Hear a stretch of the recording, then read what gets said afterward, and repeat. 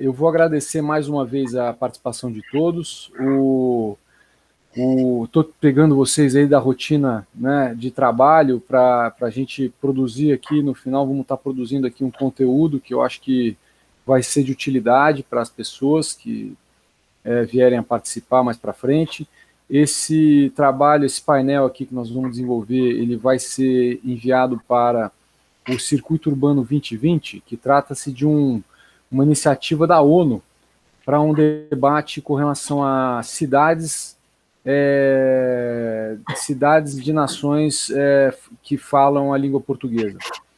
Então, a questão urbana é uma questão bastante sensível, especialmente para cidades de grande porte, como São Paulo, e essa oportunidade que foi criada, eu achei interessante submeter um tema que fosse, né, e eu propus a eles o tema O Desenho Urbano e Habitação no Centro Expandido da Cidade de São Paulo, que é o título da minha tese de doutorado, que foi defendida no dia 3 de junho desse ano nosso, de 2020, e eles aceitaram. Foi para mim uma surpresa muito grata, porque muitos trabalhos, muitos temas foram inscritos e eles selecionaram, né? Isso é fruto de uma seleção.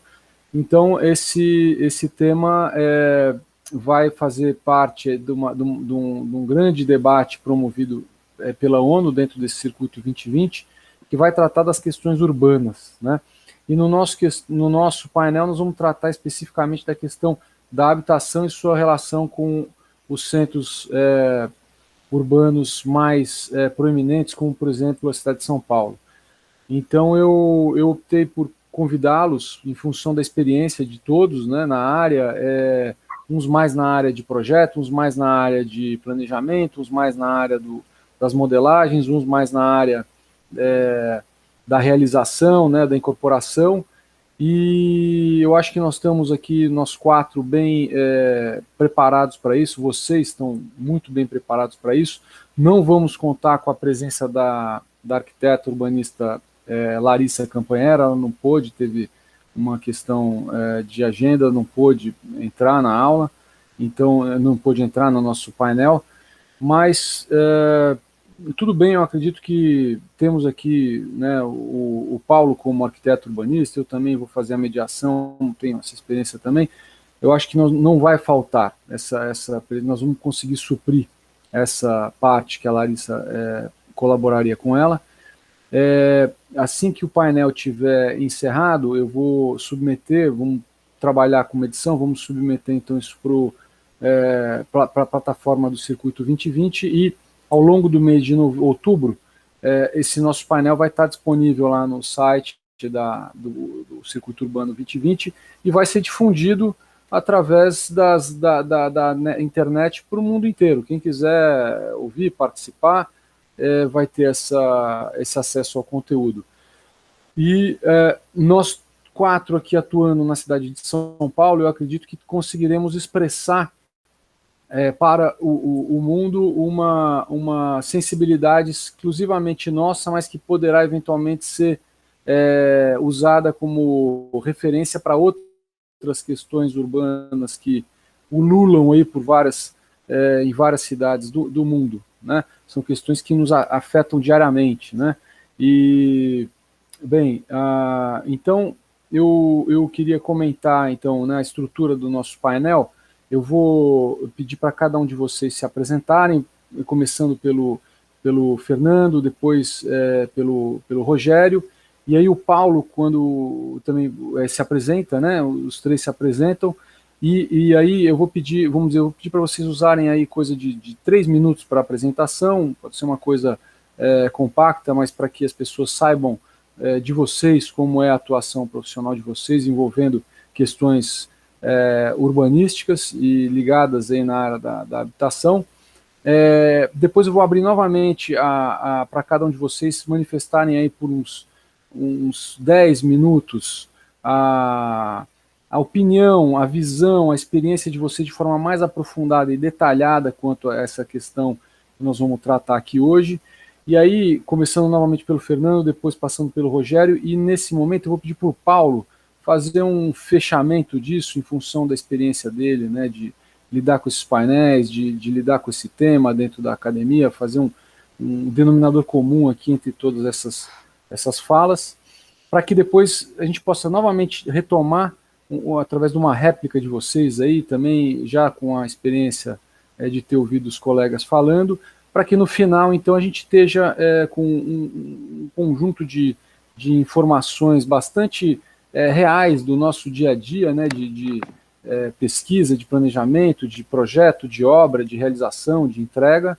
E aí eu vou encerrar o nosso evento e com isso eu espero termos gerado um conteúdo para que a nossa audiência, quando vier a nos assistir, tenha um pouco mais de informação proveniente de uma experiência real, né, de pessoas que lidam com esse dia a dia e que com isso possam ajudar a ter uma colaboração para a sua formação de opinião, né, além da própria opinião que elas formam a partir da mídia, né, para que nós então possamos colaborar para essa formação de opinião das pessoas a partir da nossa experiência prática e real. Tá? Então, antes, um minutinho só de vocês começarem, eu me apresento, eu sou arquiteto, urbanista, meu nome é Márcio Porto, sou sócio do escritório Sidoni Porto Arquitetos Associados, atuo na cadeira de projeto da Universidade Presbiteriana Mackenzie, tenho mestrado e doutorado pela FAUSP e busco, nessas oportunidades em que a gente fala de cidade, fala do meio urbano, enxergar oportunidades de atuação, de negócios que possam ser mais amplos, mais abrangentes, mais diversos, para que essa complexidade toda de cidades como a cidade de São Paulo possa ser incorporadas em projetos realmente efetivos e que tenham desdobramentos amplos para muitas pessoas, para todas as pessoas que nela habitam, se possível. Obrigado. Então eu vou pedir para o Fernando fazer uma apresentação e depois o Rogério e depois o Paulo. Por favor. Bom dia a todos, o meu nome é Fernando Fleury, eu sou mestre e doutor em administração pela Universidade de São Paulo e mestre em economia pela Fundação Getúlio Vargas, sócio-diretor do escritório Almeida e Fleury Consultoria, que é provavelmente um dos escritórios mais antigos na área de estruturação de projetos de concessão, parceria público-privadas no Brasil, atuando desde 1997. Em 2015 nós abrimos, inclusive, uma filial do escritório em Toronto, no Canadá, e desenvolvemos na época também uma parceria com outro escritório na África do Sul, visando atender ao continente africano. O nosso escritório, nesse sentido, ele é especializado em projetos que busquem ganhos de eficiência na gestão da coisa pública, passando por projetos como rodovia ou mobilidade urbana, mas chegando em projetos na área de habitação e todos os projetos a eles correlatos, e certamente é uma oportunidade muito interessante refletir como essa modelagem financeira, contratual e técnica pode contribuir para o desenvolvimento de um tecido urbano mais bem planejado, mais bem refletido, acima de tudo. E, bom, é certamente sobre esse tema que nós vamos estar tratando daqui a alguns instantes. Ok, bom. Bom dia a todos.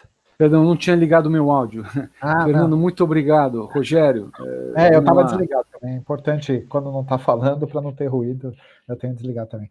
Ok. Bom dia a todos. Meu nome é Rogério Gerson, sou engenheiro civil, sou formado pela Escola Politécnica da USP, onde eu também realizei um MBA em Real Estate na mesma instituição, né? Eu tenho uma carreira profissional na área privada, né, um pouco diversificada, né, já trabalhei em obras de infraestrutura, né, no início da carreira, mas nos últimos anos venho trabalhando no mercado imobiliário aqui na cidade de São Paulo, né. Eu estou há 10 anos na Plano e Plano, incorporadora e construtora, que se consolidou aqui na região, hoje está entre as maiores e melhores construtoras aqui de São Paulo, sendo reconhecidas com vários prêmios nos últimos anos, né? Nosso foco, principalmente, é habitação de baixa renda, né? Habitação econômica, né? E nosso foco na construtora é fazer uma habitação digna, né? Não é com a habitação econômica, mas que ela tem que ser depreciada, né? Nosso foco está muito em fazer a melhor habitação econômica que a gente possa entregar para o nosso cliente, né? A pessoa que vai morar. Eu acho que isso é uma discussão que vale muito a pena aqui no nosso fórum, o padrão do que tem sendo entregue numa habitação econômica aqui na cidade de São Paulo, né? Essa é a nossa busca incessante dentro da incorporadora. Obrigado.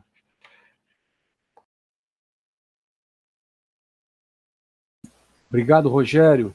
Eu vou pedir para o Paulo, então, se apresentar também, e aí, a partir daí, a gente começa o nosso debate.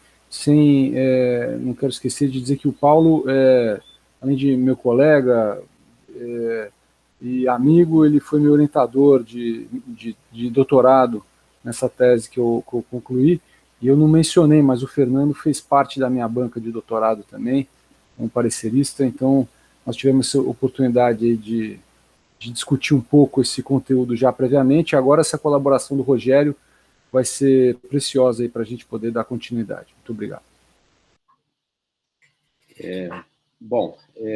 Meu nome é Paulo Eduardo Fonseca de Campos, né? Eu queria inicialmente agradecer o convite aí do Márcio Porto, né, para participar desse painel, né?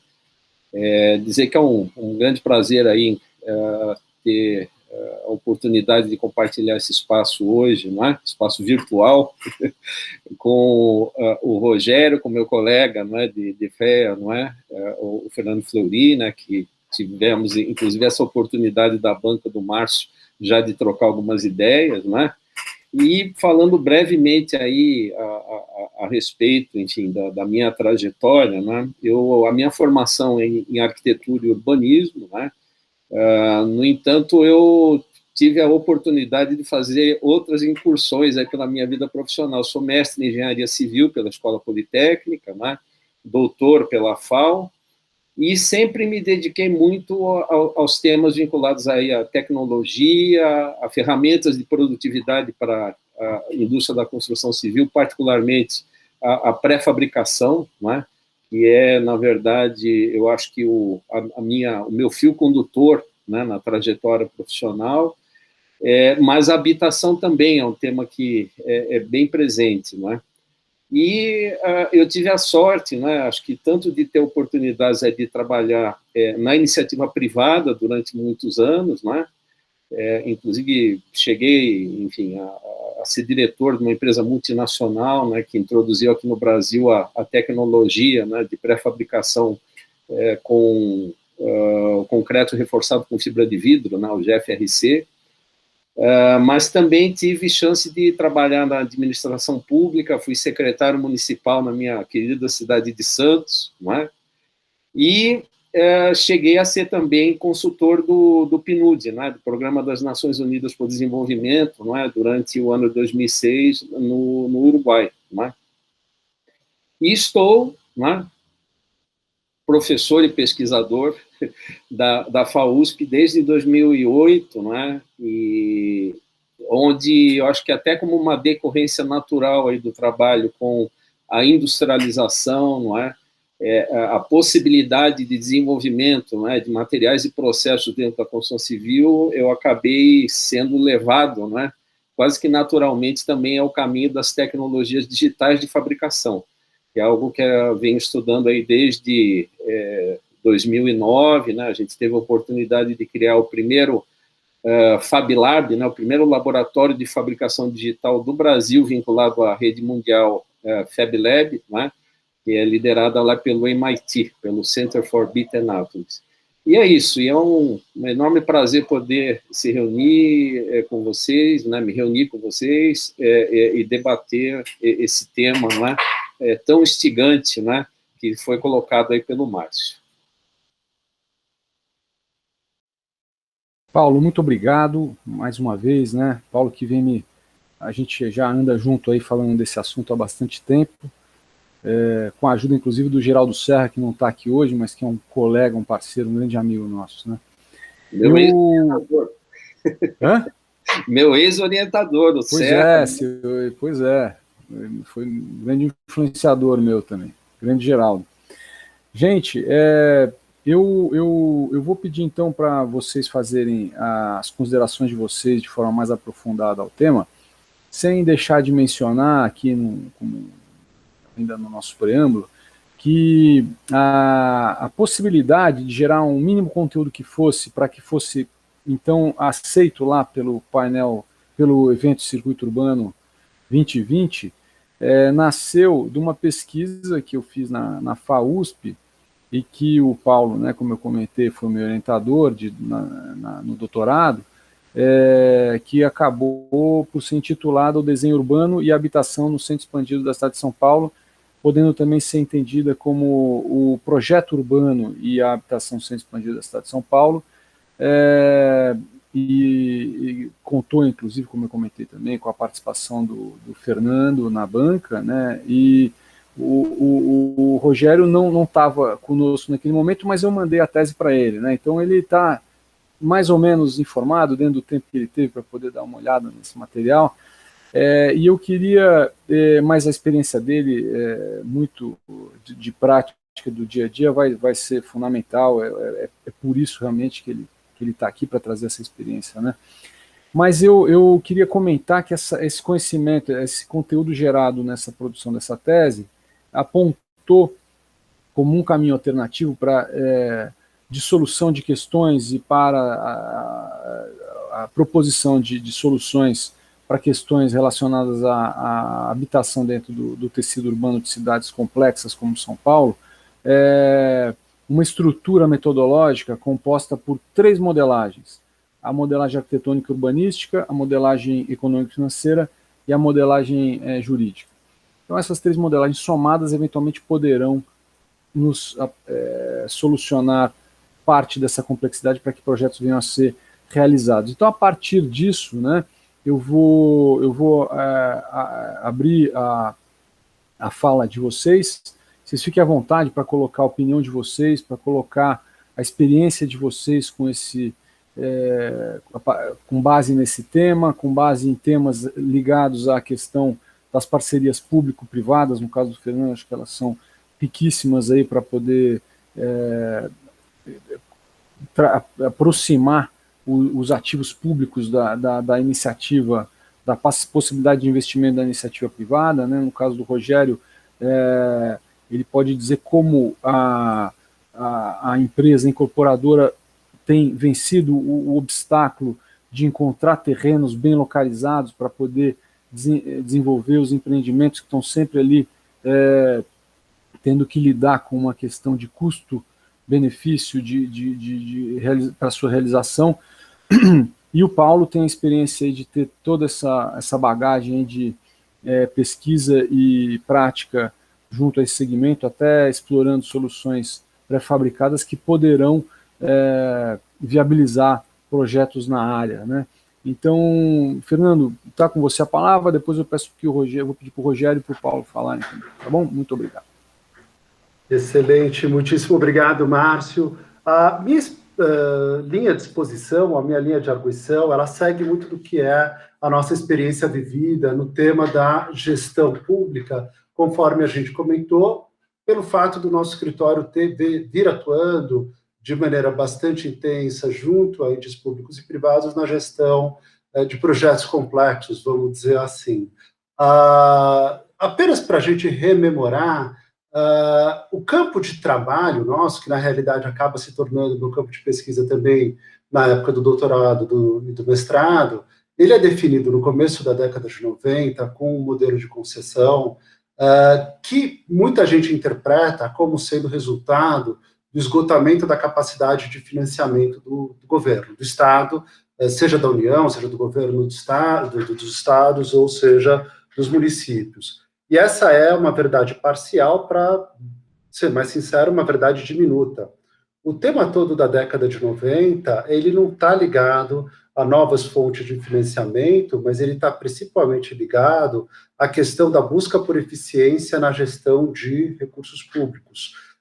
Você recriar a tua arquitetura organizacional para setores super complexos, como, por exemplo, energia, como, por exemplo, gestão de infraestrutura, rodovias, etc., em que você traz a iniciativa privada para o centro do processo, na figura de empresas concessionárias, que muitos de nós conhecemos, nos mais diversos setores, e você busca um novo posicionamento para o governo do Estado, tanto na figura do poder concedente quanto na figura do regulador desses projetos todos, enquanto a iniciativa privada cumpre o papel fundamental de desenvolvimento e implantação desses projetos todos. Ao longo da década de 90, nós ficamos muito restritos ao serviço público meio estrito sensu, infraestrutura estrito sensu.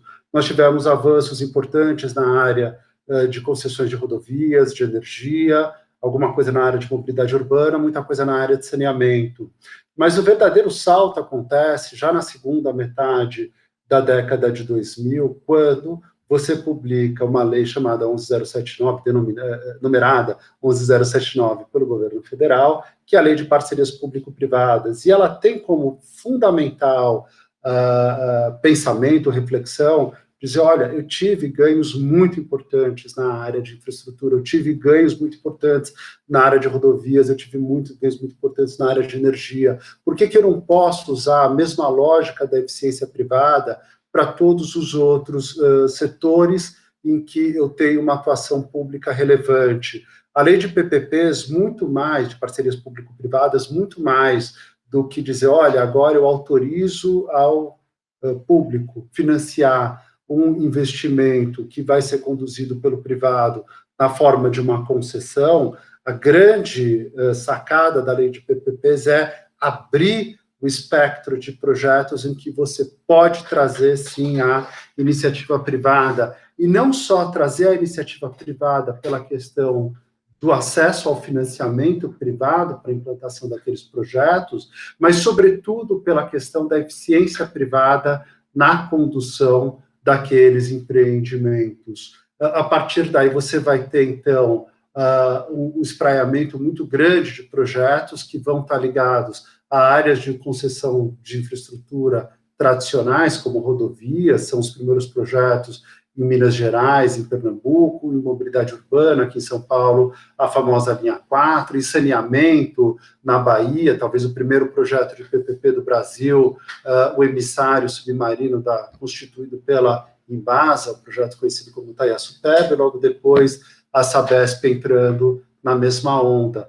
Mas a graça mesmo das PPPs vão acontecer quando você começa a entrar em novos setores, por exemplo, habitação. E você tem alguns casos extremamente interessantes de habitação conduzidos pela iniciativa privada por meio de parceria público com o setor público, que no caso é titularidade das municipalidades, ainda que alguns projetos tenham sido conduzidos pelo Estado, que são projetos extremamente interessantes. As PPPs, elas têm uma vantagem, ou ela tem uma característica que distingue ela do projeto puramente privado, que é obrigatório, é mandatório a existência de um serviço a ele conexo. Você não pode simplesmente remunerar o privado em um projeto de parceria público-privada pela execução de uma obra. Isso seria burla à lei convencional de licitações, pelo menos no entendimento de todos os tribunais de conta. E no momento em que os municípios foram desafiados a pensar qual é o serviço conexo ao projeto habitacional, é que você começa a criar projetos de inteligência ímpar. Na medida em que você começa a definir, olha, conexo ao projeto habitacional, eu quero a implantação de uma arquitetura, implantação e manutenção de uma arquitetura urbana de entorno que ajude a valorizar e a tornar esse empreendimento mais desejável pelos futuros compradores desses imóveis. Eu começo a dizer, olha, eu tenho problemas sociais gravíssimos na cidade de São Paulo, como, por exemplo, a delinquência, como, por exemplo, o desemprego, e eu associo, então, os projetos habitacionais à prestação de serviços como assistência social. Eu tenho um problema muito grave na cidade de São Paulo, que é a degradação de algumas edificações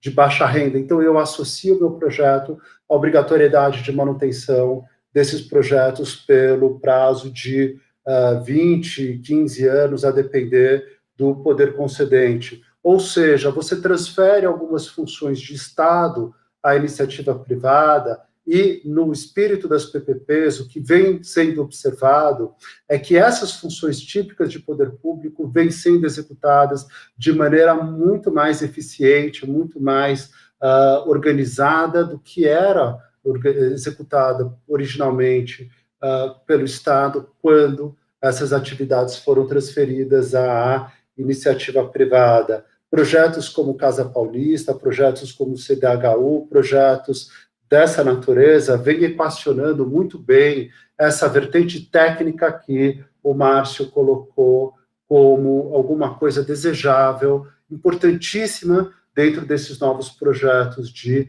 habitação. Adiciona-se a isso o elemento contratual, em que você tem uma relação entre o poder público e a iniciativa privada, em que o poder público pode cobrar a iniciativa privada pela execução de determinados indicadores, ou seja, você tem, dentro dessa relação contratual, incentivos muito fortes para que, efetivamente, aqueles serviços sejam prestados da melhor forma possível. E, finalmente, a beleza, claro, dos projetos de PPP, como eu sou economista, é você conseguir consolidar uma equação financeira em que você não omite, de jeito nenhum você omite, mas você minimiza na medida do possível, ou racionaliza os recursos públicos que estão sendo empregados no projeto, tomando benefício da capacidade, da qualificação da iniciativa privada, exatamente na linha de capacitação de empreendedores, como o Rogério muito bem conhece, em que eles conseguem fazer todo o screening, toda a seleção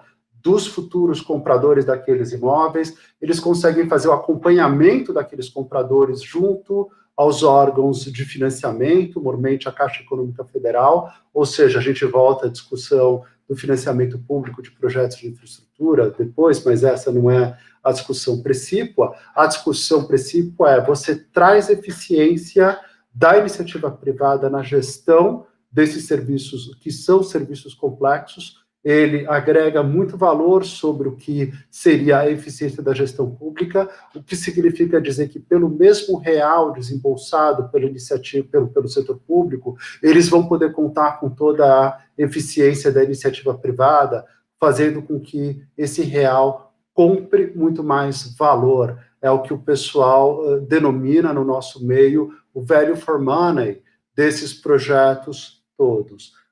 Resta o desafio de pensar como integrar de maneira mais eficiente, então, esses projetos habitacionais conduzidos na forma de parceria público-privada ao meio urbano. Eu vejo duas questões absolutamente chave para nosso debate. Primeiro, muito bem retratado na tese de doutorado do Márcio, a questão do planejamento público pré-execução do projeto. Ou seja, aquele momento em que o poder público, enquanto poder concedente, tem as prerrogativas e a caneta para definir o que é que ele quer daquele projeto e como ele pode qualificar o planejamento urbano a partir do desenho pensado para aquela PPP. Infelizmente, muitos dos projetos que nós vimos, eles simplificam ou simplorizam aquilo que o poder público quer. Ou seja, ok, eles estão acrescentando questões como eu quero viabilizar o acesso dos futuros compradores ao financiamento, eu quero ter serviços sociais, eu quero ter manutenção, mas a face urbanística está esquecida de verdade em muitos dos projetos de parcerias público-privadas. São projetos feios em muitas situações, e que se não forem salvos pelo privado, eles vão consolidar uma situação urbanística inadequada. A segunda questão, que eu vejo como absolutamente crítica para além do planejamento, é o critério de seleção.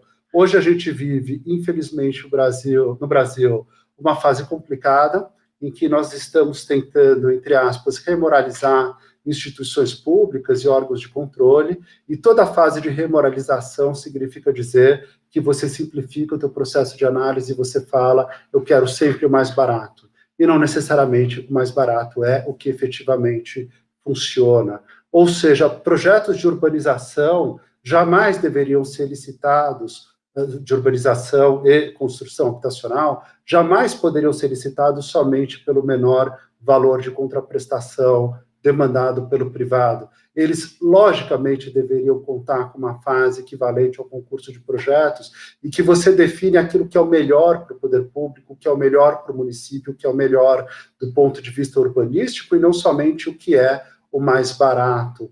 Porém, essa discussão é uma discussão complexa dentro dos tribunais de contas, dos ministérios públicos e dos outros órgãos de controle, é uma briga longa que o nosso escritório tem tido com esses órgãos na tentativa de criar modelos de seleção, de se aprovar modelos de seleção que efetivamente enxerguem o que é o valor agregado à sociedade a partir daquela parceria público-privada e não simplesmente que enxerguem o que é o mais barato para a sociedade a partir de uma série de condições pré-estabelecidas.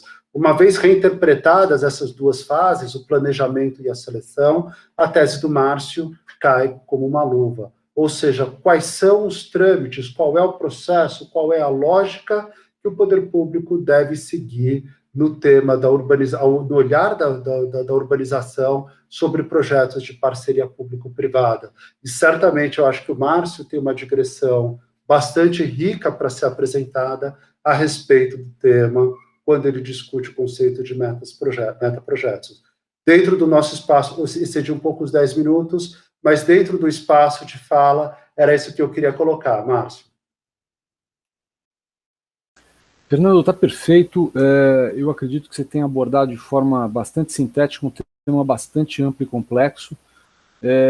Ficaram aqui pontos fundamentais, né, com relação à face urbanística esquecida, com relação à questão da perda de credibilidade da instância pública para poder financiar, embora ela tenha a capacidade, como você falou, ela tem a capacidade, está parecendo que ela não tem, ela tem, mas a imagem dela nesse sentido ficou prejudicada, e a questão do mais barato ser o melhor, quando na verdade nós estamos tratando de qualidade, né? E o mais barato necessariamente não é o melhor, mas como mostrar que a qualidade está no meio termo entre o dispêndio descabido de dinheiro e aquele dispêndio zero de dinheiro. É claro que a sua fala vai muito além disso, eu só estou citando alguns pontos aqui, para então passar a vez para o Roberto, né? Perdão, gente, para o Rogério. Eu vou passar então a fala para o Rogério, e toda a fala do Fernando, ela está aqui para a gente poder usar como conteúdo para o nosso debate. Eu fiz esses apontamentos só para fazer essa passagem de bastão apenas. Obrigado, Fernando. Rogério, vai que a bola está com você. Opa, estão me ouvindo? Acho que abriu o áudio, né? Tá ok? Estão me ouvindo, né? Ok, obrigado, Márcio, pela oportunidade, pelo convite aí para estar debatendo.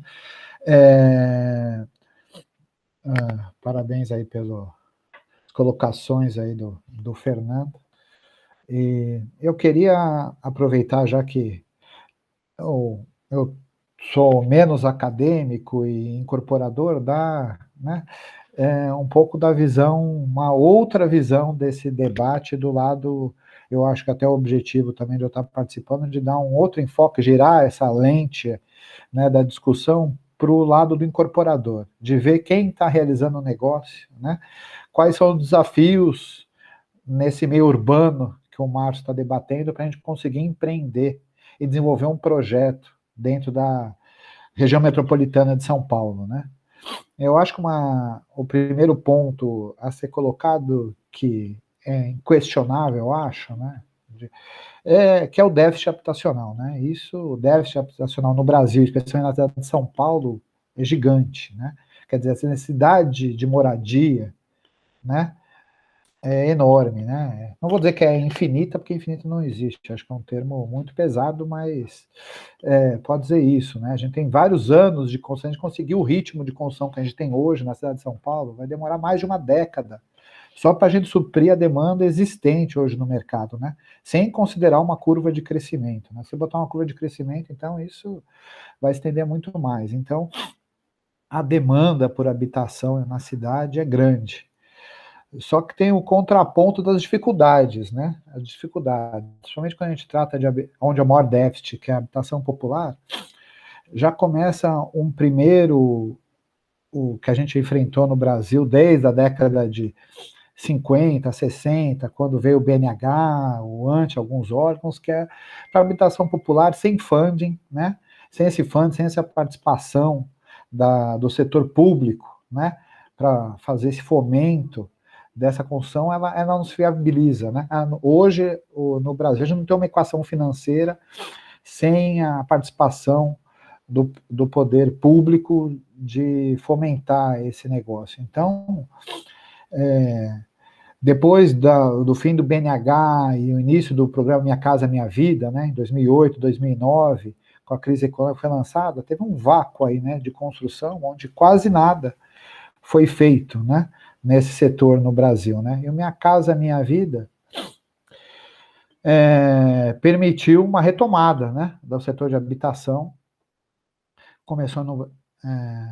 Começou fora de São Paulo, e na grande São Paulo, o grande problema que a gente tinha, que a gente pode dizer que traz na iniciativa pública também a lei de zoneamento, né? A gente tem que casar o que você pode fazer dentro do programa Minha Casa Minha Vida com as condições que a lei de zoneamento de São Paulo permite. Então, essa é uma discussão bastante rica no nosso setor, aonde e como a gente pode construir. Mas voltando um pouco, depois eu venho na lei de zoneamento, só dando um passo atrás na minha conversa, né, do funding, do Minha Casa Minha Vida, que é um desafio grande, porque ele basicamente, o Minha Casa Minha Vida se apoia nos recursos do Fundo de Garantia, né, do FGTS, né, e esse é um setor que é demandado não só pela habitação, mas por muitos outros setores, né, no Congresso a gente ouve notícias toda hora que estão usando FGTS, agora na crise, para dar uma ajuda ao trabalhador, o saque, o setor de infraestrutura, setor de energia, usar o FGTS no setor da saúde. Então, é um funding que está sendo toda hora ameaçado ou disputado por várias entidades, né? Então, a gente conseguir manter esse equilíbrio e ter a certeza que a gente vai ter uma estabilidade desse funding ao longo prazo, é uma dificuldade para o setor da iniciativa privada, né? A gente não consegue ter uma visão de muitos anos, né? A gente sempre está olhando a curto, médio prazo, quer dizer, a gente tem a garantia daqui de 2, 3 anos, que isso é muito ruim, né? Isso é muito ruim para o planejamento urbano, você não consegue fazer um planejamento de 10, de 15 anos, né? Sem ter essa certeza, a gente não tem essa garantia de 15 anos, né? Isso eu acho que é um debate essencial, assim, para a gente, que é uma discussão de um planejamento a curto prazo, é muito pobre, né?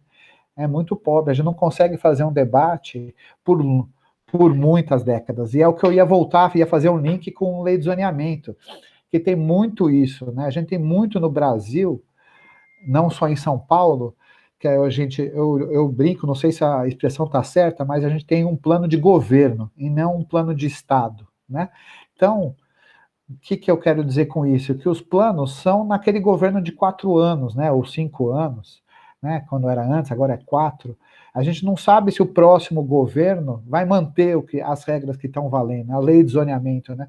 A lei de zoneamento da cidade de São Paulo, a gente sabe que está valendo, mas se entrar um outro governo, um outro prefeito, ela pode ser alterada, mudada, e que muda toda, ela é a base do jogo para se desenvolver um empreendimento na cidade, né? Então isso é muito difícil também, né? Então a base da pirâmide de um negócio imobiliário, que é o que você pode construir aonde e os recursos com que você vai fazer isso, são duas questões fundamentais, primordiais para o negócio e que estão sempre em xeque, você está sempre questionando. Então, quando você vai fazer lá em planejamento de longo prazo, com vários exemplos aí que o Márcio citou na tese dele, de longo prazo, de casos no exterior, né, a gente tem, e até iniciativa de público-privada, né, que você está debatendo, a gente fica em dúvida em que caminho e quanto tempo, quanto essa modelagem pode durar devido a esses fatores, né, que podem interferir. A gente está sempre na incerteza da legislação no Brasil, né? Isso eu acho que é um ponto a discutir aqui que eu queria pôr. E aí, no desafio partindo do negócio, e a pôr, né, quer dizer, na lei, quando a gente vai fazer habitação popular, a lei de zoneamento permite onde você vai poder localizar e quanto você vai construir. Como a gente tem um problema colocado em março do custo do terreno, né? Aí a gente entra no segundo ponto da minha explanação, né? Qual o custo do terreno na cidade de São Paulo, né? Uma cidade totalmente urbanizada, né? Então, se a gente quer trazer uma população mais carente, mais para o centro e não para as periferias, essa área já está ocupada, né? Então a gente tem que achar terrenos que a gente vai gerar um outro uso, né? Vai desmontar, ou já tem casa, ou tem um galpão, que a gente vai transformar numa habitação popular. O custo desse terreno versus a lei de zoneamento, o que você vai poder construir nele, o coeficiente de aproveitamento dele, é muito importante, né? É a base, então, essa discussão de quanto você vai aproveitar, que depende do setor público, é essencial, né? Com o que acontecia no início do Minha Casa Minha Vida, em 2008, 2009, basicamente não existiam, né? Empreendimento Minha Casa Minha Vida na capital, você tinha nos entornos, porque o coeficiente de aproveitamento que tinha na lei de zoneamento atual não permitia. Com a mudança da lei, né, durante a gestão Haddad, né, é que se começou a mudar, né, permitir as ideias nos corredores, nas grandes avenidas, ter um coeficiente de aproveitamento melhor, permitiu trazer esses empreendimentos habitacionais Minha Casa Minha Vida para a cidade de São Paulo, né? E isso é importante, porque aí você entra em poder fechar o negócio, né? Você ter um negócio com rentabilidade, com aproveitamento e dentro de uma localização que seja aceitável para esse público, né? O que eu quero dizer é que tem infraestrutura, né? Uma discussão que vale, né? Quer dizer, não adianta você num terreno fazer o Minha Casa Minha Vida longe na periferia, onde você tem um terreno mais barato, onde você consegue construir, entregar, mas que não tem um metrô, não tenha linha de ônibus, não tenha estação de trem, porque você não vai conseguir vender, né? Essa pessoa não vai conseguir ter uma moradia digna e ter uma infraestrutura para poder chegar. Então você tem que ter um local onde a infraestrutura urbana, a malha, permita ter essa habitação, né? Que ele possa ter uma escola para os filhos dele, onde ele permita se deslocar até o trabalho, por mais que seja longe, mas ele tem que ter a condição de se locomover na cidade, né? Então esses pontos de a gente botar em discussão a localização com a infraestrutura e a lei de zoneamento tem que casar junto, né? A lei de zoneamento tem que permitir que você construa essas habitações próximas das infraestruturas, das malhas urbanas, né? Para a gente poder dar uma dignidade para esse morador, né? Então, eu acho que tem um tripé aí de localização, infraestrutura versus o que você pode aproveitar, né, do coeficiente de aproveitamento, que você tem que casar tudo isso para você conseguir viabilizar e comprar um terreno e poder vender e ter margem, né? Porque na iniciativa privada, não adianta fazer tudo isso como a gente está tratando, né? Como falou, tem que ter rentabilidade, tem que ter, se o incorporador não foi remunerado por esse serviço, esse negócio não sai. Então, tem que ter todas essas variáveis acontecendo para a gente conseguir viabilizar, atender ao cliente e você conseguir que o incorporador seja remunerado por toda essa pesquisa, por esse trabalho, né? E outra coisa que eu queria colocar, que até montei na minha explanação, né, o que a gente se preocupa muito lá na Plano e Plano também, é na qualidade do que a gente vai entregar, né? Eu acho que essa discussão do que entregar e de qualquer jeito é super válida e super atual. Eu acho que hoje o mercado consumidor, até por causa das redes sociais, todo mundo se fala, se apresenta, exige, né? Exige, não é só porque tem alguma lei de proteção do consumidor, ou porque entrou a norma de desempenho, que também obrigou os consultores se adaptarem a uma série de exigências mínimas para entregar para o cliente, mas essa discussão de entregar o melhor possível, alguma coisa de dignidade, acho que a gente batalha muito na empresa e é super válido, quer dizer, uma questão que você coloca de uma cidade pobre, sem vegetação, nossos projetos, o paisagismo é super valorizado, a implantação, a arborização, a qualidade, quer dizer, eu não quero aqui entrar até em propaganda de fornecedor, mas a gente usa fornecedores no Minha Casa e Minha Vida, os mesmos fornecedores e materiais que usaria num alto padrão ou no médio padrão, né? Obviamente, isso numas configurações só de localização e espaço de apartamento diferente. Isso eu acho que é essencial, né? Quer dizer, aí que a gente se diferencia e quer se colocar no mercado. Eu acho que isso o mercado fazendo e vem melhorando. Se você olhar os outros players, nossos concorrentes também estão indo atrás, né? Porque quem não fizer isso vai acabar ficando para trás. Eu acho que entregar algo com qualidade, dignidade, tá sendo uma questão entre os incorporadores desse setor, posso dizer, uma questão muito debatida, né, e muito questionada pelos consumidores, né, os consumidores também, se você está entregando, né, o mercado, todo mundo se conhece, né, ele não olha o seu, o concorrente está do lado, você não consegue se esconder, né, o consumidor hoje com a internet, ele consegue em 5 minutos olhar as plantas e entrega de todo mundo, né, muito rapidamente, né. Então essa comparação acaba trazendo um fomento de você trazer o mercado para cima. Esse é um movimento ainda novo, não é 100%, vai dizer todo mundo está assim, não, é um mercado que está, uma roda que está girando, mas eu acho que a gente está numa curva evolutiva. Eu acho que é um lado positivo do mercado de habitação popular está seguindo nesses últimos anos aí, em São Paulo. Que eu queria dizer mais, acho que é isso, e até uma coisa que não tem muito a ver, mas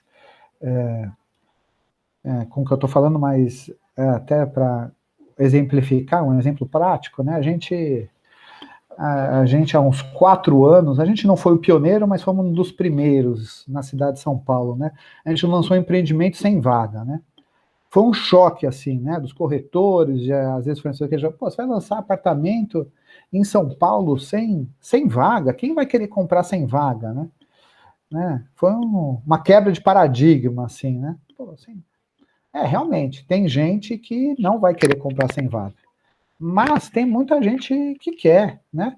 Muita gente que está disposta a ter um produto de qualidade, muita gente que quer um empreendimento numa localização adequada, com uma infraestrutura próxima. Você tem um empreendimento bem localizado, com uma infraestrutura, um belo empreendimento, você tem público para isso, né? O déficit é grande, então, tem alguns paradigmas que a gente corre no mercado, que isso não dá, tá? Mas você tem a base do que esse cliente percebe, esse produto vai ser, né?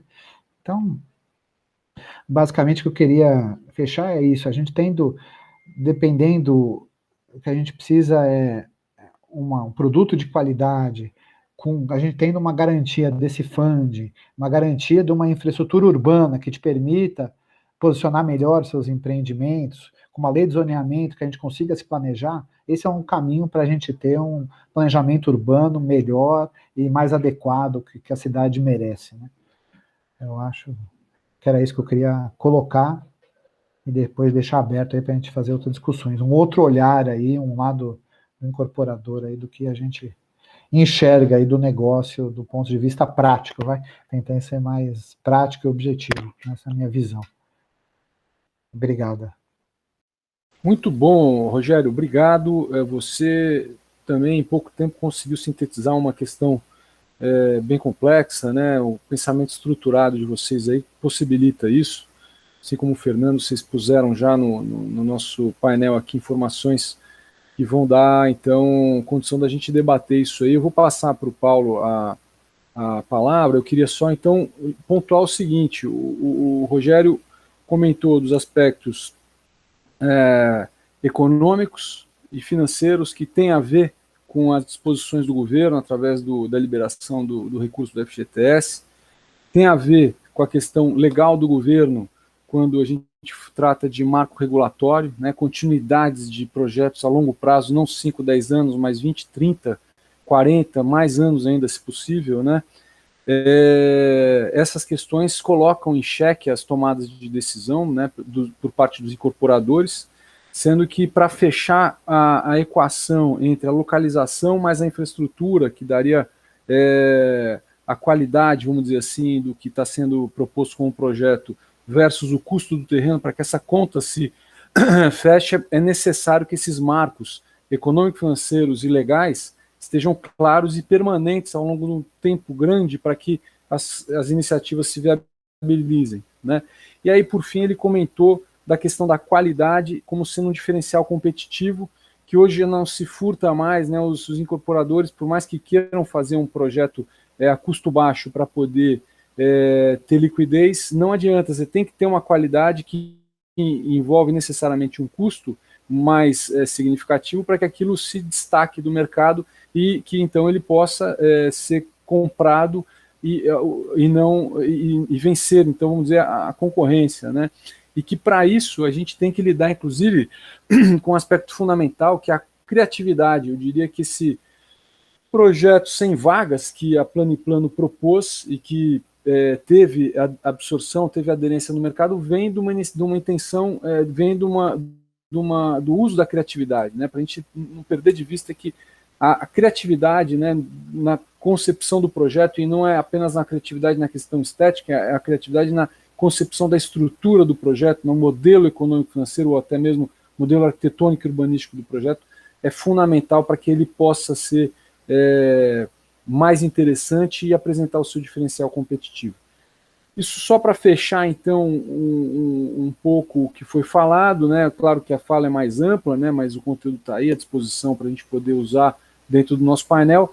E com essa ponderação, então, eu passo a palavra para o Paulo, para ele fazer um denominador comum aqui de tudo que foi considerado e para a gente seguir adiante. Tá bom, Paulo? Muito obrigado. Por favor.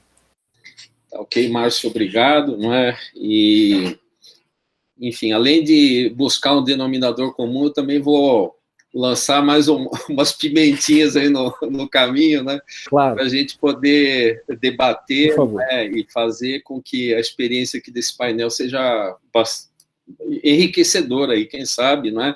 Em termos de alinhar alguns pontos de vista.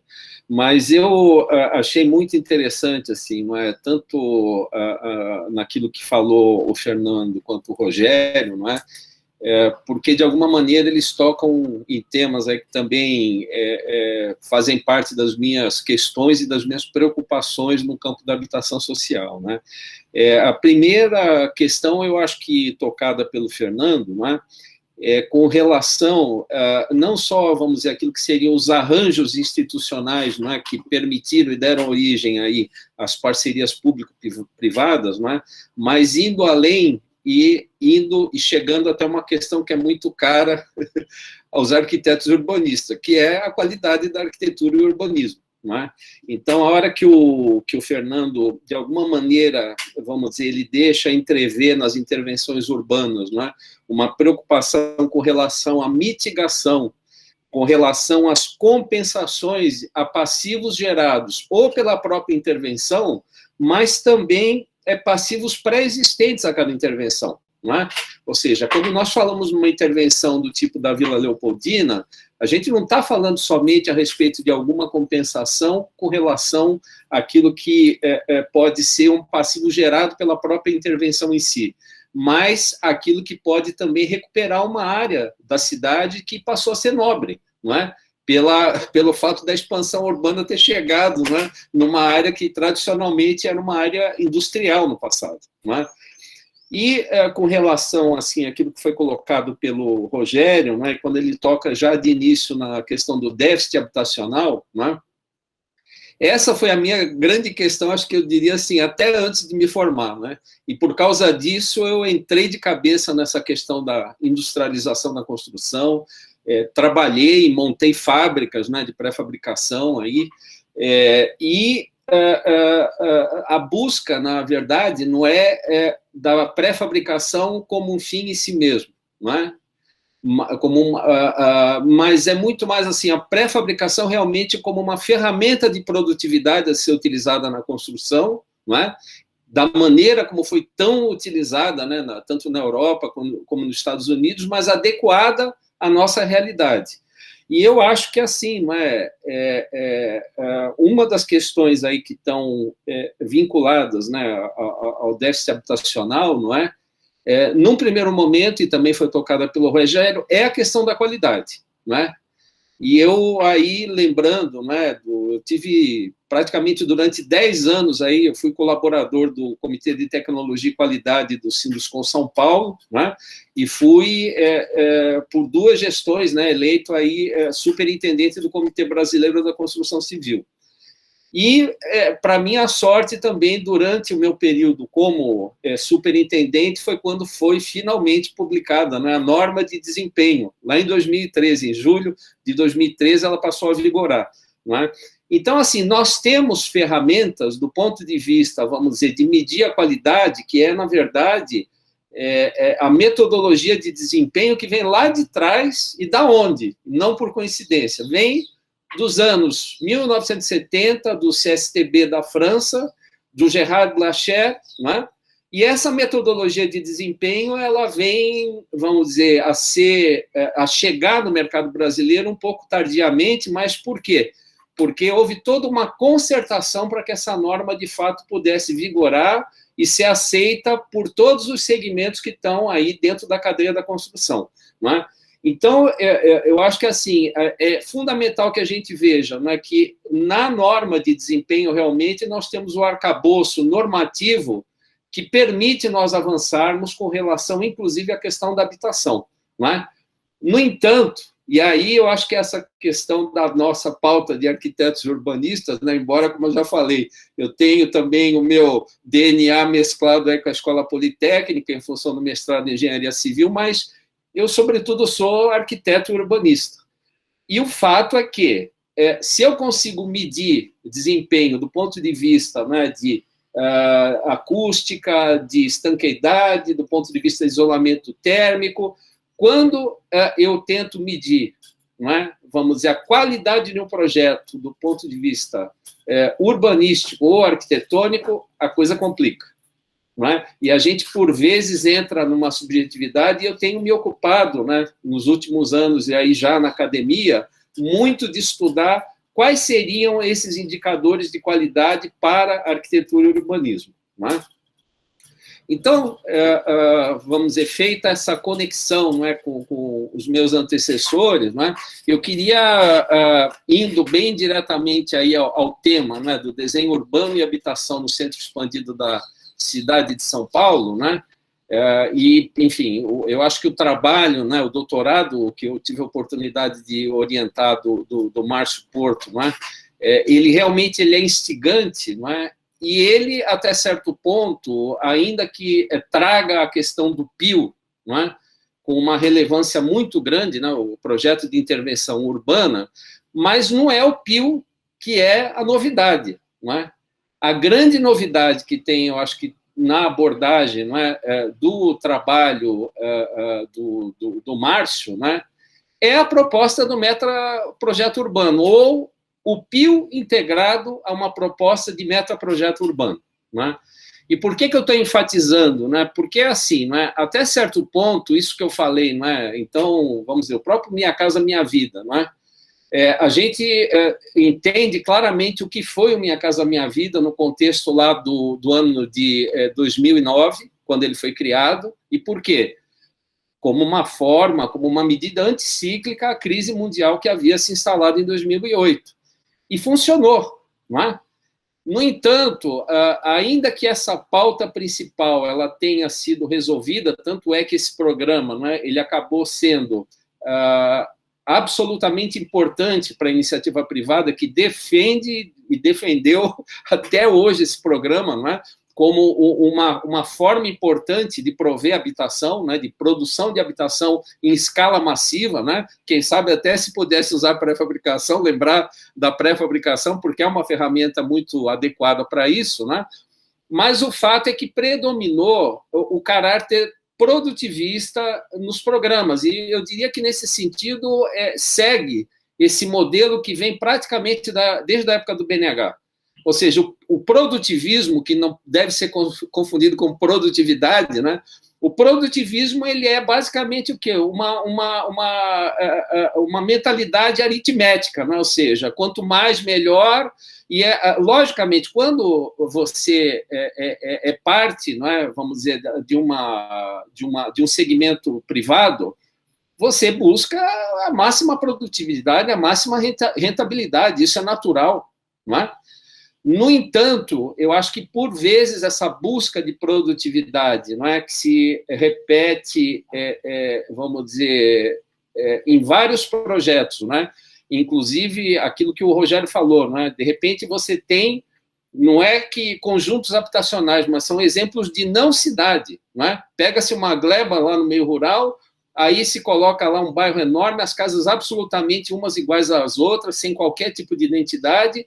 E nisso eu diria o seguinte, não é, que nós não aprendemos com as lições vindas, por exemplo, da Europa, onde houve a escala massiva, né, a produção entre 50 e 70 de milhares de conjuntos habitacionais, tanto na Europa Ocidental quanto no leste europeu, e muitos desses conjuntos, né, a Inglaterra, por exemplo, até hoje está demolindo as tower blocks, né? Que para a gente é uma coisa maluca, né? Falar, pô, mas espera aí, a gente precisa de habitação, os caras lá no continente europeu estão demolindo prédio. Pois é, porque aí são, vamos dizer, questões de outra ordem, desde a questão até cultural, né? E na medida em que as pessoas não querem viver em tower blocks, né? Não querem viver em edifícios em altura, elas rejeitam esse modelo. Então, assim, dentro dessa visão produtivista, o Brasil fez isso, o México fez isso, o Chile fez isso, e ainda assim, né, só para a gente não ficar só falando da Europa, vamos pegar, ó, México, Brasil e Chile, os três foram por esse caminho. Deu certo? Desculpe, não deu. Gerou-se, eu diria assim, que para além do problema dos sem teto, nós passamos a ter o problema dos com teto, não é? Ou seja, começou a se gerar o futuro passivo daqueles que foram morar num conjunto, não se adaptaram, não gostaram, e a primeira chance que eles tiveram, saíram daquele lugar. Por quê? Porque não agradava, não era ali que eles queriam viver. Então, eu acho que essa é uma questão séria, né, quando a gente fala em termos de produção de habitação, né? E aí eu até queria lembrar lá da música dos Titãs, né? A gente não quer só comida, a gente quer comida, diversão e arte, né? Ou seja, as coisas não estão simplesmente resumidas, né, a ter um teto para viver. E acho que aí é aquilo que o Rogério falou, é um teto com dignidade, é um lugar onde as pessoas, não é, se sintam bem, e um bairro, por exemplo, com o qual as pessoas criem vínculos afetivos, simbólicos, e se orgulhem de viver naquele local, não é? Aí, falando na questão que focaliza aí a tese do Márcio, que é, na verdade, o mote para esse nosso encontro aqui, não é? Que é o projeto de intervenção urbana da Vila Leopoldina, Vila Lobos, não é? E a proposta de um metaprojeto urbano, o que seria, né, na realidade? Porque a gente está habituado a ver muito essas consultas, né, feitas através de audiência pública, que, francamente falando, a gente, no fundo, sabe que é um simulacro de participação isso, né? Ou seja, quando a gente fala de um metaprojeto urbano, de alguma maneira o que está se falando é da possibilidade de você, tudo bem, chegar com uma proposta diante da população, mas não chegar com um prato feito. E você efetivamente criar canais de participação em torno dessas intervenções urbanas, principalmente de grande porte. Por quê? Porque você vai mexer com a vida de todo mundo, não é? Então, isso não sou eu que estou falando, os projetos participativos eles estão voltando com força total na Europa, a discussão, a produção, do ponto de vista teórico, não é? Tem sido muito grande nesse sentido. Por quê? Porque há um esgotamento de um modelo que a gente vinha praticando até agora.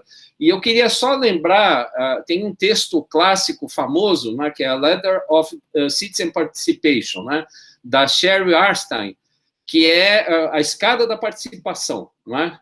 Da cidadã aí. E ela, nessa escada da participação, ela fala dos diversos níveis, não é? O primeiro deles que seria, de fato, o controle, não é? Do cidadão sobre um determinado processo que o vai afetar, ou seja, uma delegação, um compartilhamento de poder, não é? Por parte do poder público. E depois tem aquilo que é chamado aí de tokenismo, não é?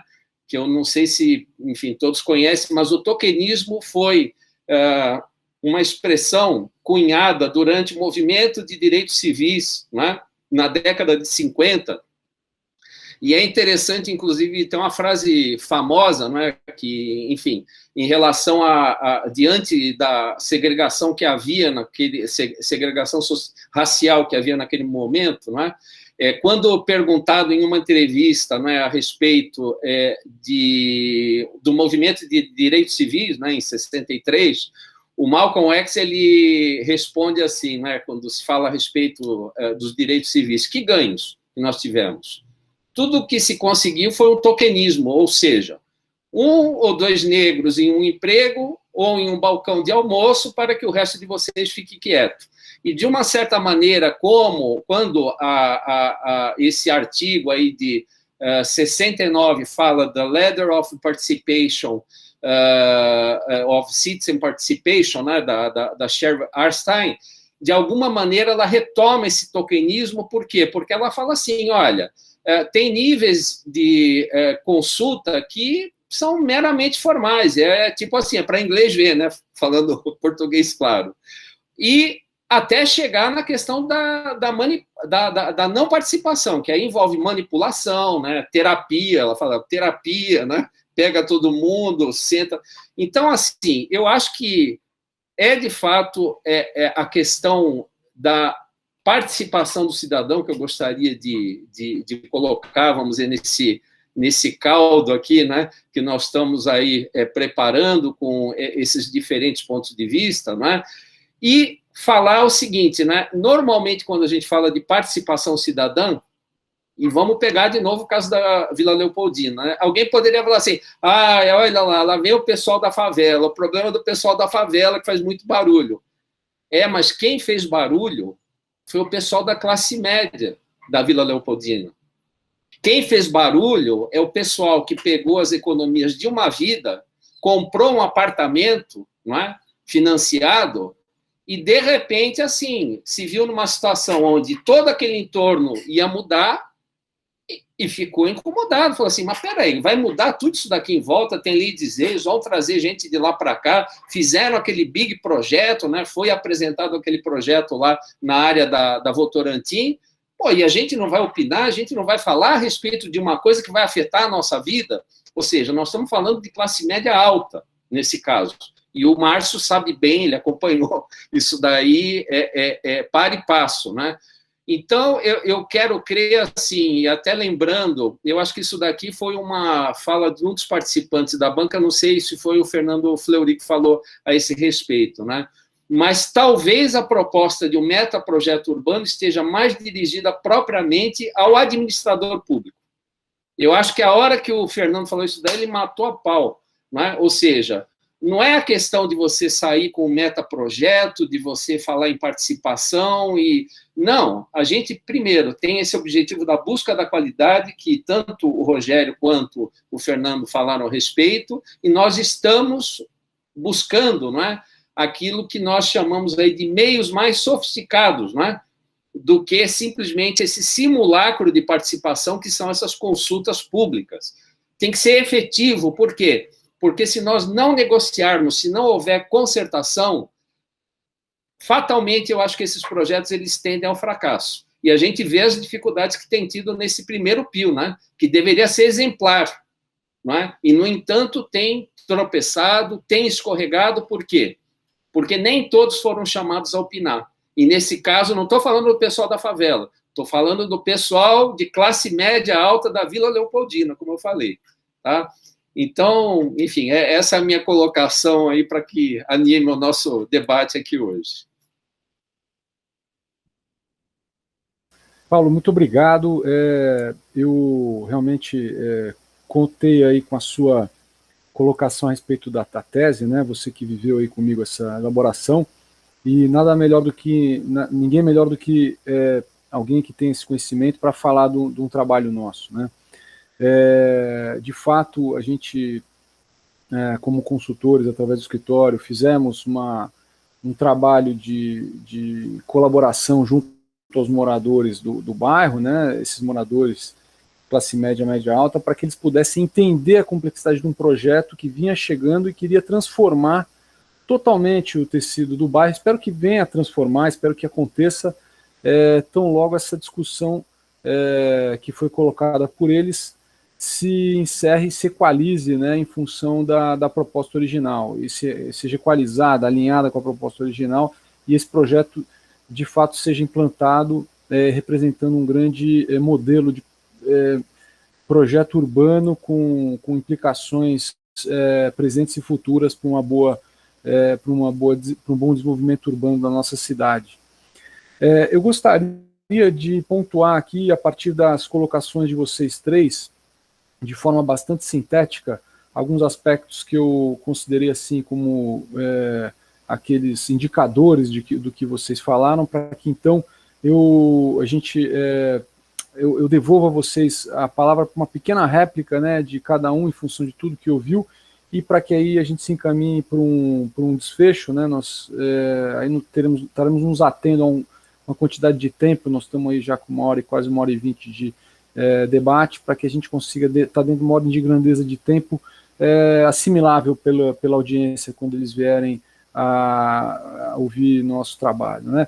Eu diria então que o Fernando colocou uma realidade muito que vem proveniente da complexidade que você tem junto ao governo de viabilizar condições que seriam aqueles marcos regulatórios que, por sua vez, o Rogério comentou que são condições fundamentais para que empreendimentos possam ser realizados, ou seja, o Fernando está lá na hora que ele está produzindo as modelagens, ele está também colaborando para que esses marcos regulatórios legais e financeiros sejam claros e estáveis o suficiente. Para quê?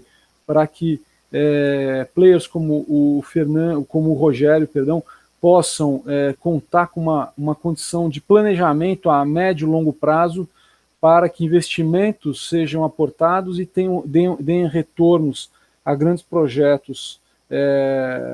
Afinal de contas, nenhum projeto desses é pequeno. Você não faz uma torre, você faz várias torres ao mesmo tempo. Os investimentos são grandes e eles precisam ser remunerados, né, ao longo do tempo. E apresentando então desafios grandes, né, desafios enormes para que isso aconteça. E por sua vez o Paulo trouxe para o debate a ferramenta de metaprojeto como sendo uma ferramenta capaz de articular variáveis fundamentais no ambiente de discussão mais sofisticado do que esse que nós temos aí trivial no dia a dia, né, das audiências públicas.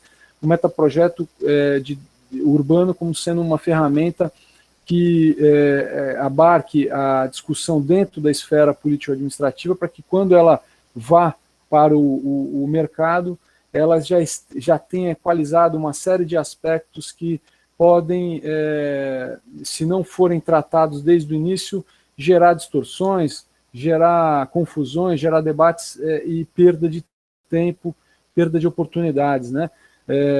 Que é exatamente o contrário do que deseja-se com o planejamento, com os projetos urbanos e com as modelagens todas, e com as possibilidades de investimento e uso do recurso público e, obviamente, do privado também. Eu diria que, a partir disso, gente, eu sugeriria que, novamente, o Fernando, o Rogério e o Paulo manifestassem suas colocações de forma bastante breve, né, para a gente poder ir, então, encerrando, né, e caminhando para o nosso desfecho, e com isso eu acredito que nós teremos gerado, sim, um conteúdo significativo para que seja exposto para a audiência e que dessa forma a população, as pessoas, né, o público tenha condição de ter um dado bastante real, bastante horizontal, pegando desde uma esfera até a outra, desde o âmago público até o aspecto mais sensível do privado, e, obviamente, daquele que vai usar, né, do que seria o consumidor. Essa fotografia, então, será dada a partir do nosso conteúdo gerado. Eu acredito terá dado, então, uma condição para que o público, ao nos ouvir, venha a entender bem melhor, né, e ter condição de gerar, então, uma opinião própria em relação a tudo que vê, a tudo que assiste, a toda a informação que o Lula e que circunda o nosso dia a dia. Tá bom? Obrigado a todos. Eu vou, então, voltar a palavra ao Fernando. Por favor, Fernando, por suas considerações finais. Obrigado. Márcio, as minhas considerações finais, na realidade, em 2 minutos, elas vão em 2 direções. A primeira direção é a fala importantíssima do Rogério, em dizer, e que alinhada com a fala do Paulo, e que esse modelo produtivista, um pouco estereotipado, mas vamos manter nele, ele é uma ilusão de poder público. Na verdade, ele não é uma ilusão de poder público, ele é resultado de miopia política. O fato de que um governante acredite que ele vai ter o máximo de votos quando ele construir o máximo de casas.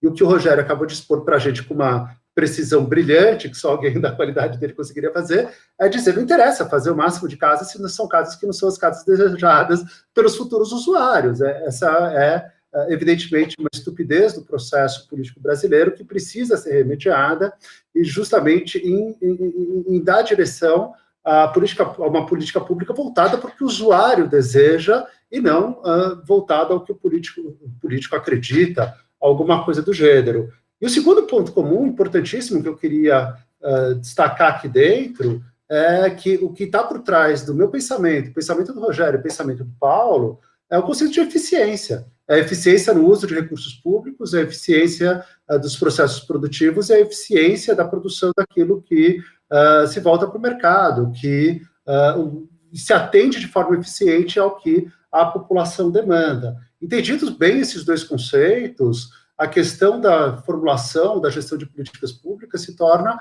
extremamente simplificada, ela não deveria acontecer de forma difusa, como ela acontece hoje, e que, infelizmente, gera resultados pouco positivos. Deixo essa mensagem, acho que esses 2 pontos, para mim, são os pontos críticos, com os quais me despeço de vocês. Obrigado, Fernando. Rogério, por favor, suas considerações finais. Opa, obrigado aí. Obrigado, Márcio. Meu consideração final podia copiar o que o Fernando, a fala do Fernando, está muito adequada, eu acho que é isso mesmo. Eu acho que a gente chega num senso comum, é que os marcos regulatórios de longo prazo, né, a gente tem são essenciais, né, e que envolvam toda a sociedade, né, que atendam aos anseios desde do que o Paulo falou, desde o morador da favela até a classe alta. Esses marcos têm que atender a toda a sociedade como um todo, a todos os anseios, e tem que ser uma política que como eu falei na minha fala, de Estado, né, que dure, que permeie, não só para uma gestão de 4 anos. Isso é essencial para a gente ter um desenvolvimento. E eu concordo com um ponto que o Paulo falou, que eu queria falar também, que a gente, o desempenho urbanístico, né, eu acho que isso realmente, ele falou num ponto que me tocou, eu acho essencial, né, a gente não tem isso, que eu acho que devia ter como medir, a gente ter uma cidade mais homogênea, mais uniforme, que ela se converse entre si, e isso sem ter um critério de desempenho, critério arquitetônico, não existe, né? Essa é uma discussão ainda muito pobre no Brasil, né? Acho que não se evoluiu, acho que é um caminho que a gente tem que pôr na mesa, evoluir bastante, que tem que andar junto com esse marco regulatório, né?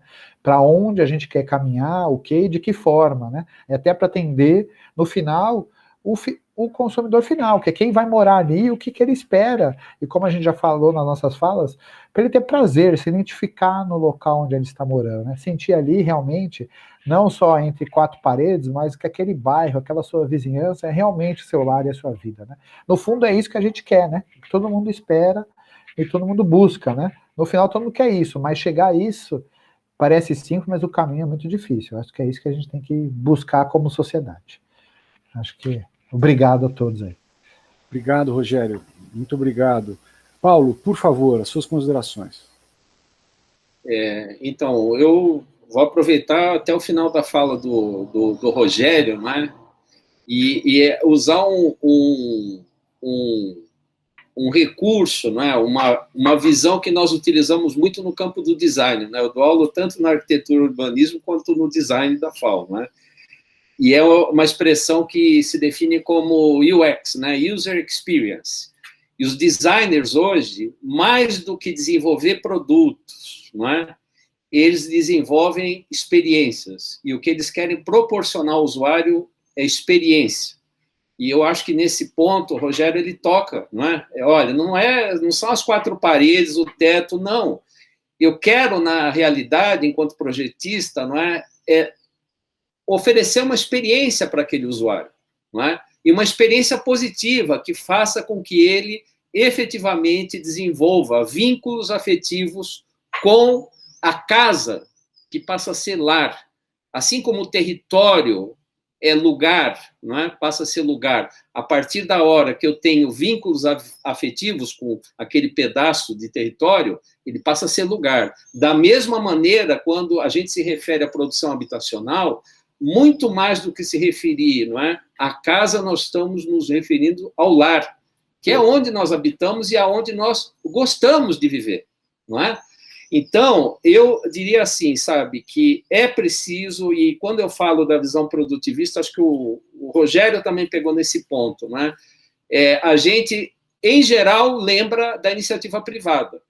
E eu acho, até certo ponto, natural a busca de rentabilidade e produtividade, porque a obra tem que se pagar. E esse é um objetivo, não é? No entanto, não é? Se a gente for ver, naquele movimento do Minha Casa Minha Vida, chegou uma hora que juntou a fome com a vontade de comer, não é? Porque eram as empresas querendo fazer, em ritmo acelerado, uma grande quantidade de unidades, mas era o governo, como bem colocou também o Rogério, não é? Querendo também fazer uma grande quantidade, não é? Não sei se foi o Rogério ou o Fernando, por conta do quê? Porque isso daí era uma forma de capitalizar politicamente o programa. E nisso a gente foi metendo o pé na jaca, sabe? Essa é a minha expressão, não é? Então, eu acho que, assim, é preciso qualificar esse debate público, não é? Então, quando a gente fala no metaprojeto urbano, nós estamos falando na qualificação do debate público, não é? E, por outro lado, e isso daí realmente eu estou tomando também do Fernando, da banca do Márcio, né? Quando ele fala assim, não é?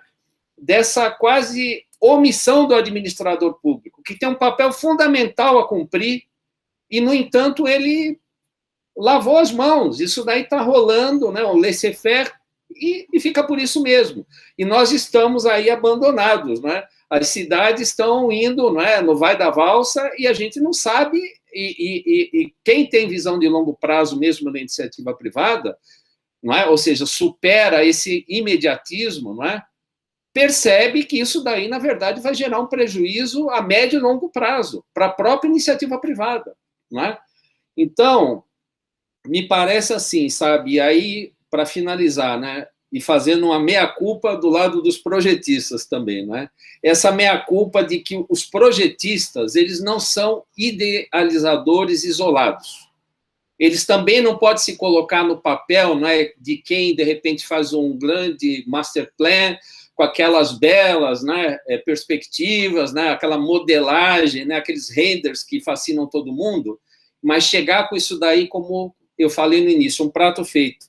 Nós podemos, enquanto projetistas, sermos catalisadores desse processo, mas com uma função, não é, junto ao poder público, no sentido de, eu acho que auxiliar junto ao poder público esse processo, mas, sobretudo, entendendo que o nosso papel no processo é de facilitador e de coadjuvante.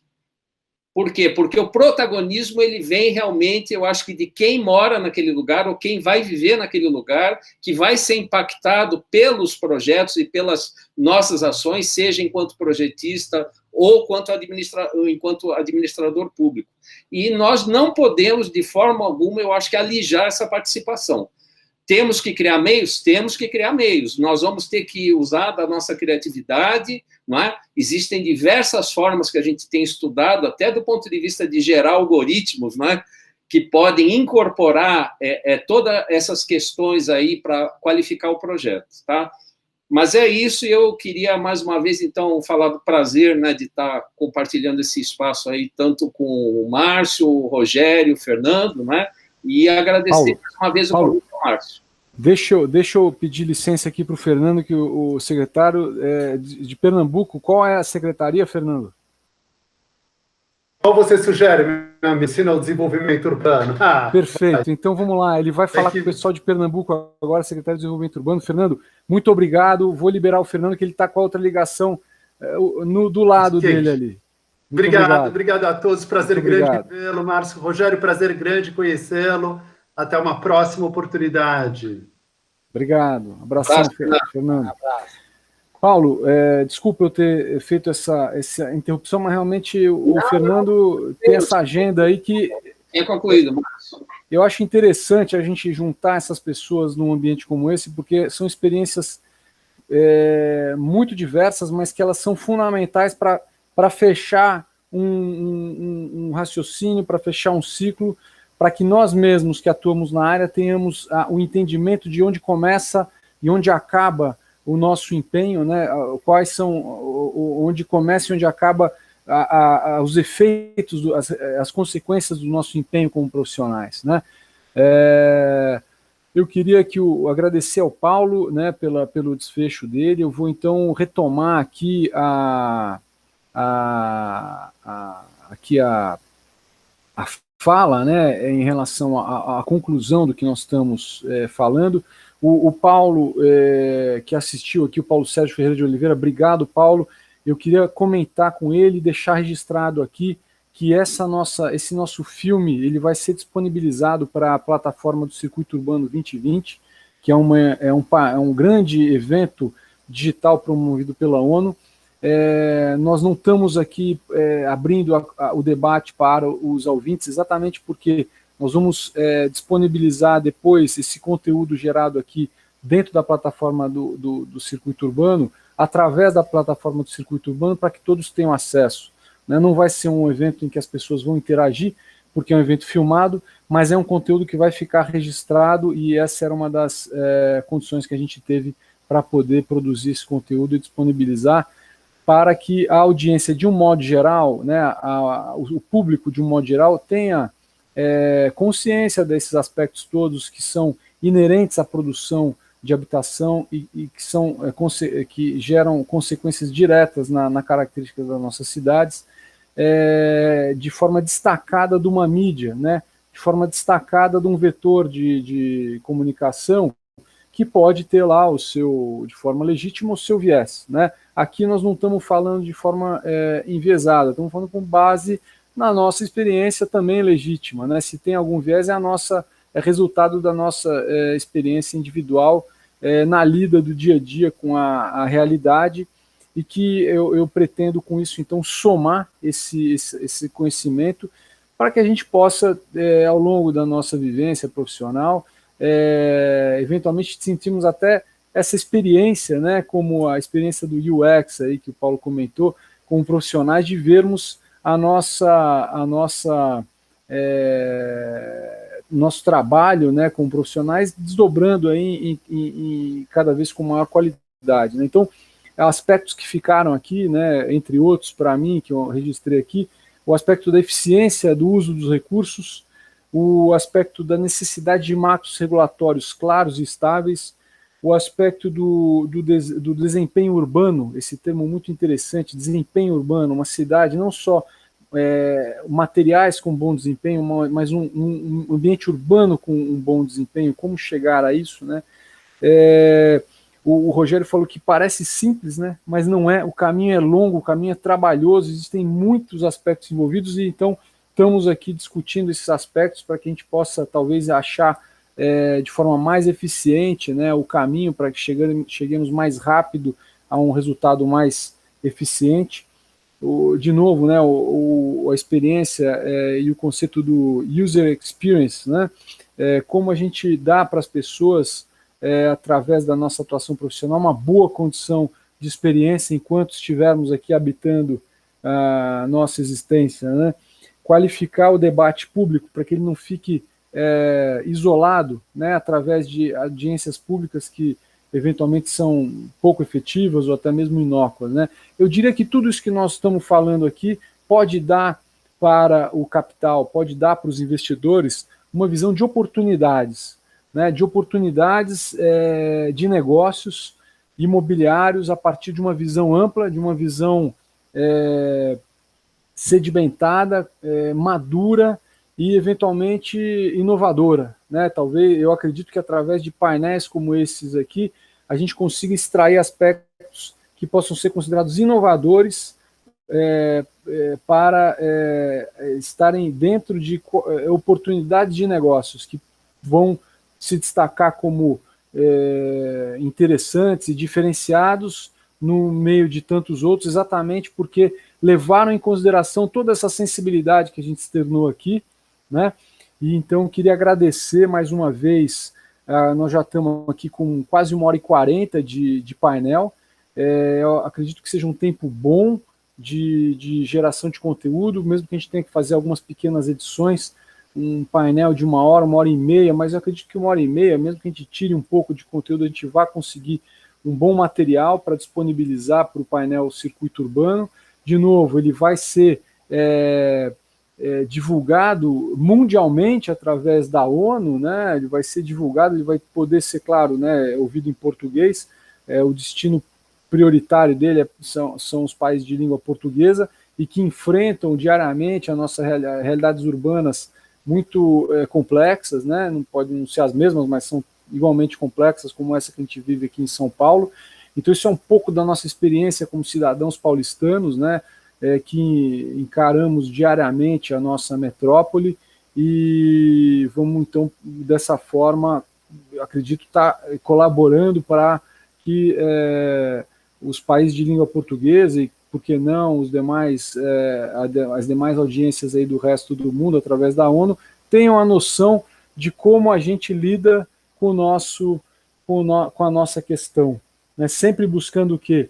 Atribuir, criar o espaço atribuído de qualidade para o usuário, né? Para aquele que vai viver nos empreendimentos que a gente venha a gerar, né? Mais uma vez, muito obrigado a todos, Paulo, Rogério, Fernando. Eu, assim que tiver com esse material pronto, vou circular aí para todos e espero então que a gente tenha, quando esse material estiver divulgado no painel, no grande evento Circuito Urbano 2020, vocês tenham acesso aí, a gente vai divulgar isso de forma mais ampla, né? Para que todos tenham acesso a ele. Vamos buscar divulgar isso através de plataformas aí como o C3, né? Vamos buscar divulgar isso aí dentro dos nossos relacionamentos, porque eu acredito que é um conteúdo de relevância importante para que todos tenham acesso, bastante consolidado e legítimo. Muito obrigado, Paulo, Rogério, Fernando, Larissa e todos os demais. Obrigado. Obrigado. Eu que agradeço, Márcio. Ele está por aqui, viu? Parabéns pela condução aí desse debate, desse painel, viu, Márcio? Prazer muito grande aí de também estar com o Rogério. Mandar um abraço aqui para o Paulo Sérgio também, que está nos acompanhando, não é? Que já não vejo há muito tempo, tá? Então, eu acho que é muito legal você ter criado essa oportunidade, viu, Márcio? E eu acho que isso é uma forma de a gente transformar trabalho acadêmico, não é? E em ferramenta útil para a sociedade, dar um retorno para a sociedade, tá? Parabéns aí. Obrigado, Paulo. Rogério, você quer comentar alguma coisa? Só agradecer, prazer aí, Paulo, obrigado pelo convite, foi realmente um debate bastante enriquecedor, e obrigado pelo convite, espero que tenham outros fóruns assim, de debate que possam enriquecer e melhorar a nossa cidade, né, que ela está precisando. Rogério, obrigado. Paulo Eduardo, você acha que, em função da participação do Paulo Sérgio, se ele der uma palavrinha, já que melhor não? De jeito nenhum, não. Tô falando claro que tem que abrir a palavra. Então vamos aproveitar que o Paulo está aqui com a gente. Paulo Sérgio Ferreira de Oliveira, nosso amigo. Vamos aproveitar a sua participação aqui no nosso debate. Vamos trazer você, por favor, suas considerações com base em tudo que você ouviu aí, uma coisa, né, relativamente breve, mas gostaríamos de ouvi-lo. Obrigado. É uma honra estar com vocês. Parabéns, Márcio, pela condução. Paulo, prazer te rever, pelo menos por aqui, né? Temática da maior relevância, gostei muito, né? Foi muito bom participar e estou muito contente que vocês vão disponibilizar esse conteúdo, porque é um tema que merece uma discussão bem mais ampla, né? Parabéns para vocês e, puxa, muito contente de ter podido participar. Abraço. Paulo, obrigado. Bem, então eu mando um abraço para todos. Nós vamos continuar nossa conversa aqui. Eu acredito que vai ter outras oportunidades de discussão. Eu quero agradecer aí o painel Urbano 2020, né, a própria ONU por abrir essa oportunidade, porque é assim que, como o Paulo falou, a gente leva esse trabalho todo que a gente faz dentro da universidade para a sociedade, né? Através da tentativa de gerar conteúdo e influenciar positivamente nas opiniões. Pessoal, então, dessa forma eu concluo, agradeço, encerro o nosso painel e vamos para a próxima. Muito obrigado a todos. Um abraço. Abraço. Prazer.